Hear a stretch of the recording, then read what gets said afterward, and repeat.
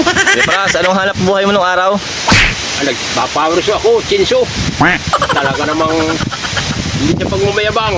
10 puno, natiga-apat na patid. Kaya ko nung araw. 500 piraso, 2x4. Iba't ibang pagsubok din na naranasan ko. Nakabagsak ako ng tao. Ala, pambili ko sana ng kabayo, wala na abo. Naibayad ko lang. Nababagsak ka namin ng sari-sari. Nakabagsak kami ng kalabaw.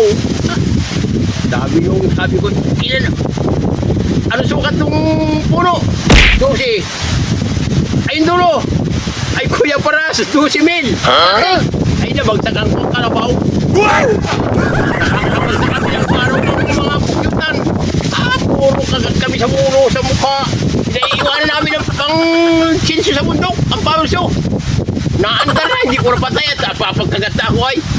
Anong maga, ipunta namin ng maga. Naugong pa yung power show ko. Nagre-revolution sa amin ko ba? Baka kami nagpa-power show na doon yata. Naku, sumok-sumok namin ganyan. Tinitrigger pala ng mga unggoy yung power show.